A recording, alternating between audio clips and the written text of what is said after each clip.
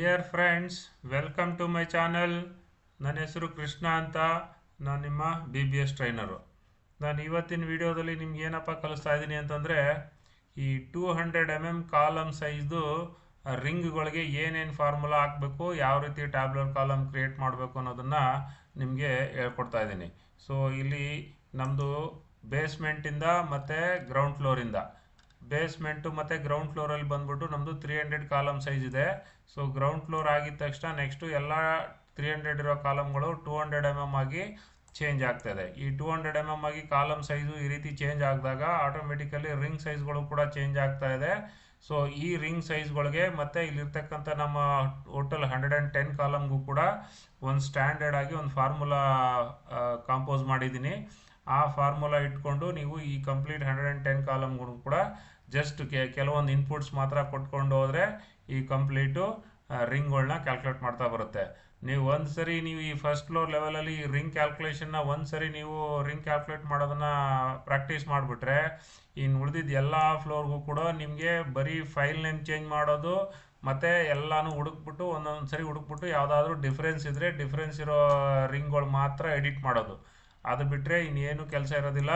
So ಇದೊಂದು ಫ್ಲೋರಲ್ಲಿ ನೀವು ಕಷ್ಟಪಟ್ಟು ನೋಡಿ ನೀಟಾಗಿ ಕಲ್ತ್ಕೊಂಡ್ಬಿಟ್ರೆ, ನೆಕ್ಸ್ಟು ಇನ್ನು ಉಳಿದಿದ್ದ 11 ಫ್ಲೋರಲ್ಲ 50 ಫ್ಲೋರ್ ಕೊಟ್ಟರು ನೀವು ದನ ಮಾಡ್ಕೊತಾ ಹೋಗ್ಬೋದು. ಸೊ ಅದರಿಂದ ಈ ವಿಡಿಯೋನ ಎಲ್ಲೂ ಸ್ಕಿಪ್ ಮಾಡ್ದೇ ಗಮನವಿಟ್ಟು ನೀಟಾಗಿ ಈ ಫಾರ್ಮುಲಾನ ನೋಡ್ಕೊಳ್ಳಿ. ಸೊ ನೀಟಾಗಿ ಅರ್ಥ ಮಾಡ್ಕೊಳ್ಳಿ. ನೆಕ್ಸ್ಟ್ ಇದನ್ನು ಯಾವ ರೀತಿ ಪ್ರತಿಯೊಂದು ಕಾಲಮನ್ನು ಯಾವ ರೀತಿ ಕ್ಯಾಲ್ಕುಲೇಟ್ ಮಾಡೋ ಅನ್ನೋದನ್ನು ನೆಕ್ಸ್ಟ್ ವೀಡಿಯೋದಲ್ಲಿ ಹೇಳ್ತೀನಿ. ಈ ವಿಡಿಯೋದಲ್ಲಿ ಜಸ್ಟ್ ಫಾರ್ಮುಲಾಗಳು ಮಾತ್ರ ಯಾವ ರೀತಿ ಕಾಂಪೋಸ್ ಮಾಡಿದ್ದೀನಿ ಅಂತ ನಿಮಗೆ ಹೇಳ್ಕೊಡ್ತೀನಿ, ನೋಡ್ಕೊಳ್ಳಿ. ಫಸ್ಟು ನಾನು ಎಕ್ಸೆಲ್ ಶೀಟಲ್ಲಿ ಎಕ್ಸ್ಪ್ಲೈನ್ ಮಾಡ್ತೀನಿ. ಇದು ನೋಡಿ, ಒಂದು ಕಾಲಮ್ದು ಡೀಟೇಲು 900 ಲೆಂತ್ ಇದೆ, 200 ವಿಡ್ತ್ ಇದೆ. ಈ 200 ಆಲ್ಮೋಸ್ಟ್ ಕಾನ್ಸ್ಟೆಂಟ್ ಇರ್ತದೆ. ಈ 900 ಮಾತ್ರ ವೇರಿ ಆಗ್ತಾನೇ ಇರುತ್ತೆ. ಇಲ್ಲಿ ನಂಬರ್ ಆಫ್ ಔಟರ್ ರಿಂಗು ಒಂದಿರುತ್ತೆ.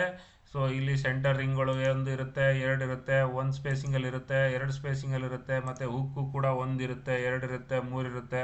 ಸೊ ಅದೆಲ್ಲನೂ ನಾವು ಒಂದೇ ಇನ್ಪುಟ್ಸಲ್ಲಿ ನಾವು ಕೊಡೋ ಇನ್ಪುಟಲ್ಲೇ ಎಲ್ಲ ಆಟೋಮೆಟಿಕಾಗಿ ಕ್ಯಾಲ್ಕುಲೇಟ್ ಮಾಡೋ ಥರ ನಾನು ಫಾರ್ಮುಲಾ ರೆಡಿ ಮಾಡಿದ್ದೀನಿ. ಅದರಲ್ಲಿ ನೋಡಿ ನಿಮಗೆ ಇದು ಔಟರ್ ರಿಂಗ್ ಫಾರ್ಮುಲಾ. ಸೊ ನೋಡಿ, ಔಟರ್ ರಿಂಗಿಗೆ ಬಂದ್ಬಿಟ್ಟು ಸೇಮ್ ಕ್ಯಾಪಿಟಲ್ ಎ ಅಂತಂದರೆ total length of the column, small A ಅಂತಂದರೆ 2 ಸೈಡ್ ಕವರು ಮತ್ತು ರಾಡ್ದು ಸೆಂಟರ್ ಆಫ್ ದ ರಾಡ್ಗೆ ನಾವು ಈ ಕಡೆ ಅರ್ಧ ಡಯಾಫ್ ರಿಂಗು, ಈ ಕಡೆ ಅರ್ಧ ಡಯಾಫ್ ರಿಂಗ್ ಮೈನಸ್ ಮಾಡಿದ್ರೆ ಇನ್ನು ಉಳಿಯೋದು ಸ್ಮಾಲ್ ಎ ಅಂತಂದರೆ that is the effective length of ring. Next small B ಅಂತಂದರೆ ಕಾಲಮ್ ಬಿಡ್ತು. ಸೇಮ್ ಅದೇ ಥರ ಇದರಲ್ಲೂ ಕೂಡ ಕವರ್ ಮತ್ತು ಆಫ್ ದ ಕಾಲಮ್ ಡಯಾನ 2 ಸರಿ ಮೈನಸ್ ಮಾಡಿದ್ರೆ ಸ್ಮಾಲ್ ಬಿ ಬರುತ್ತೆ. ಅದರದ್ದು ಫಾರ್ಮುಲಾ ಇಲ್ಲಿದೆ ನೋಡಿ.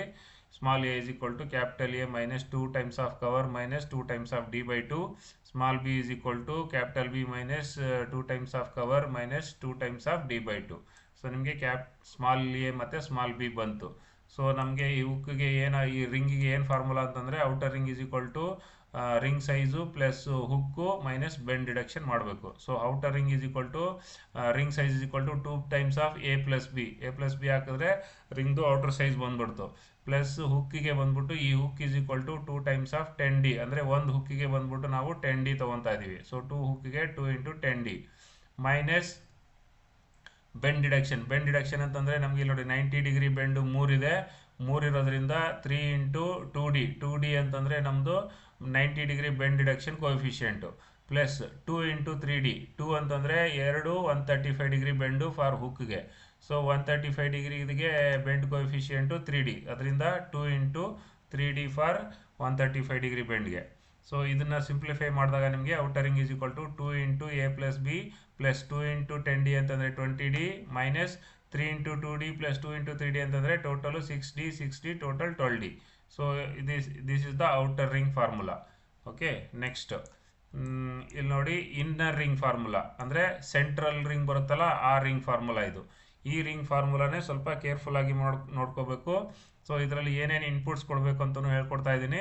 ಸೊ ಇದರಲ್ಲಿ ಬರೋ ಇನ್ಪುಟ್ಸ್ ನೋಡಿ, same a is equal to same capital ಎಗೆ ಸ್ಮಾಲ್ ಎ ಅದು ಕ್ಯಾಲ್ಕುಲೇಟ್ ಮಾಡ್ಕೋಬೇಕು. ಬಿಗೆ ಬಿ ಅದು ಆಸ್ ಇಟ್ ಇಸ್ ಬರುತ್ತೆ.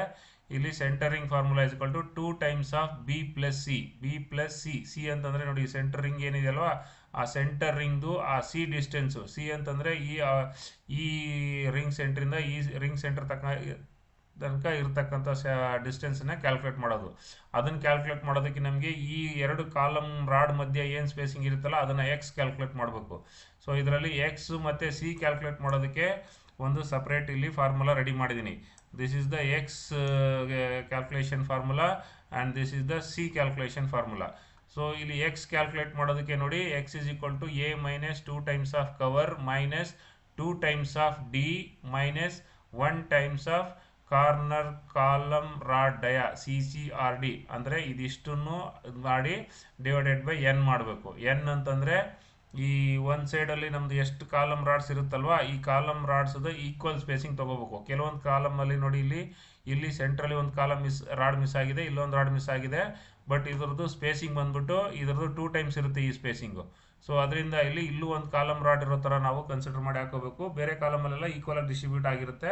ಸೊ ಅದರಿಂದ ಇಲ್ಲಿ ನಂಬರ್ ಆಫ್ ಕಾಲಮ್ಸನ್ನು ರಾಡ್ ಈಕ್ವಲ್ ಸ್ಪೇಸಿಂಗ್ ಎಕ್ಸ್ ಕಂಡುಹಿಡಿಯೋದಕ್ಕೋಸ್ಕರ ಇದನ್ನು ಈಕ್ವಲ್ ಆಗಿ ನಾವು ಅಲ್ಲಿ ಕೆಳಗಡೆ ಕಾಲಮ್ ರಾಡ್ಸ್ನ ಎಂಟ್ರಿ ಮಾಡಬೇಕು. ಅದು ನಿಮಗೆ ನೆಕ್ಸ್ಟ್ ಕಾಲಮ್ ರಾಡ್ಸ್ಗಳಲ್ಲಿ ಎಂಟ್ರಿ ಮಾಡಬೇಕಾದ್ರೆ ಹೇಳ್ಕೊಡ್ತೀನಿ ಯಾವ ರೀತಿ ಎಂಟ್ರಿ ಮಾಡೋದು ಅಂತ, ಅಲ್ಲಿ ನಿಮಗೆ ಗೊತ್ತಾಗುತ್ತೆ. ಸೊ ಈ ರೀತಿ ಮಾಡಿದಾಗ ಈ ಎ ಅಂತಂದರೆ total column length minus 2 times of cover ಅಂತಂದರೆ ಈ ಕಡೆ 40 mm ಕವರು, ಈ ಕಡೆ 40 mm cover, minus 2 times of D. 2 times of D ಅಂತಂದರೆ ಈ ಕಡೆ ಒಂದು ಕಾಲಮ್ ರಿಂಗ್ ಡಯಾ, ಈ ಕಡೆ ಒಂದು column ring dia, minus 1 times of corner column rod dia. 1 times of column corner rod dia ಅಂತಂದರೆ ಇಲ್ಲಿದೆ ನೋಡಿ, ಈ ರಿಂಗ್ ಆಗಿದ್ಮೇಲೆ ಈ ರಿಂಗಿಂದ ಈ ಸೆಂಟರ್ ರಾಡ್ ಇದೆಯಲ್ವ, ಈ ಕಾರ್ನರಲ್ಲಿ ಏನಿದೆಯೋ ಈ ಸೆಂಟರ್ ರಾಡ್ದು ಇಲ್ಲಿಂದ ಇಲ್ಲಿಗೆ ಹಾಫ್ ಡಿಸ್ಟೆನ್ಸು, ಅಂದರೆ half of this column rod dia. ಅದೇ ಥರ ಈ ಕಡೆನೂ half of the column rod dia ಅಂತಂದರೆ ನಿಮಗೆ ಟೋಟಲ್ಲು ಒಂದು column rod dia corner column rod dia minus ಮಾಡಬೇಕಾಗುತ್ತೆ.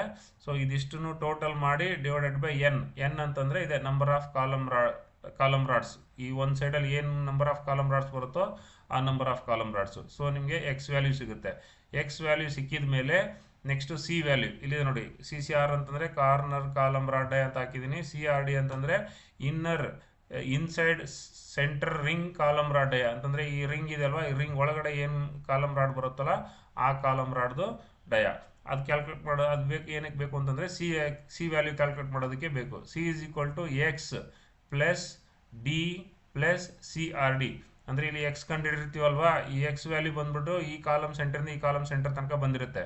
ನಮಗೆ ಸಿ ವ್ಯಾಲ್ಯೂ ಏನು, ಈ ರಿಂಗ್ ಔಟ್ರಿಂದ ಔಟ್ರ್ ಅಂದರೆ ರಿಂಗ್ ಸೆಂಟರ್ ಟು ಸೆಂಟ್ರ್ ನಮಗೆ ವ್ಯಾಲ್ಯೂ ಬೇಕು. ಅದರಿಂದ C is equal to X plus D ಅಂತಂದರೆ ಈ ಕಡೆ ರಿಂಗ್ದು ಆಫ್ ಡಯಾ, ಈ ಕಡೆ ರಿಂಗ್ದು ಆಫ್ ಡಯಾ ಅಂತಂದರೆ ಒಂದು ರಿಂಗ್ ಡಯಾ, ಪ್ಲಸ್ CRD ಅಂತಂದರೆ ಈ ಸೆಂಟರ್ ರಿಂಗ್ ಒಳಗಡೆ ಏನು ರಾಡ್ ಇದೆಯಲ್ಲ ಈ ರಾಡ್ದು ಒಂದು ಡಯಾ.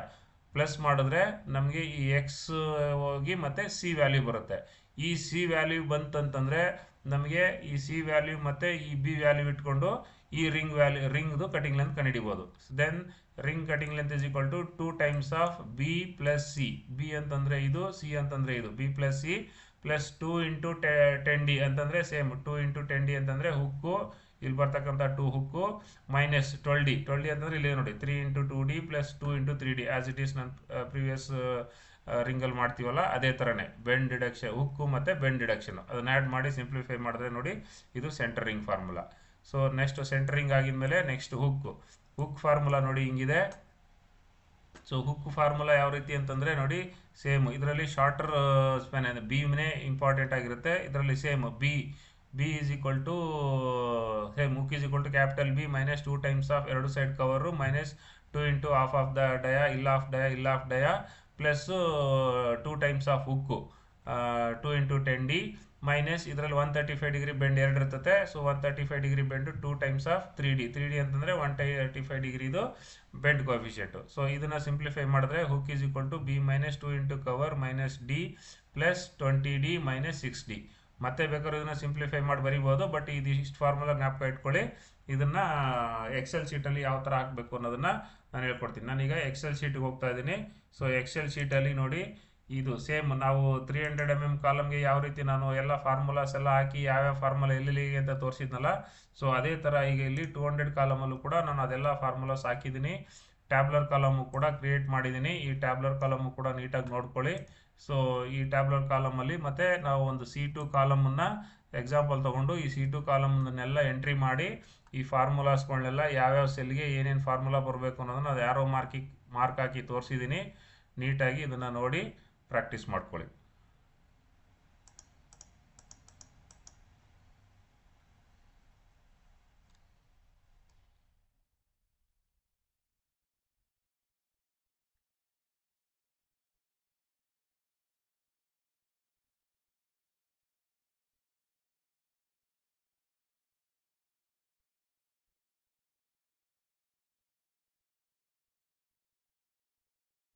ಐ ಥಿಂಕ್ ಈ ವಿಡಿಯೋ ನಿಮಗೆ ಇಷ್ಟ ಆಗಿರುತ್ತೆ ಅಂತ ಅಂದ್ಕೊತೀನಿ. ದಯವಿಟ್ಟು ಲೈಕ್ ಮಾಡಿ ಮತ್ತು ಶೇರ್ ಮಾಡಿ ನಿಮ್ಮ ಫ್ರೆಂಡ್ಸು ಕೊಲೀಗ್ಸ್ಗಳಿಗೆ. ಯಾರೆಲ್ಲ ಸಬ್ಸ್ಕ್ರೈಬ್ ಮಾಡ್ಕೊಂಡಿಲ್ವೋ ಸಬ್ಸ್ಕ್ರೈಬ್ ಮಾಡ್ಕೊಳ್ಳಿ. ತಕ್ಷಣ ನಿಮಗೆ ನಂದು ನೆಕ್ಸ್ಟ್ ವಿಡಿಯೋ ಸಿಗುತ್ತೆ. ಮತ್ತು ಏನಾದ್ರು ಕಮೆಂಟ್ಸ್ ಇದ್ದರೆ ಕಮೆಂಟ್ ಬಾಕ್ಸಲ್ಲಿ ಕಮೆಂಟ್ ಮಾಡಿ. Thank you very much.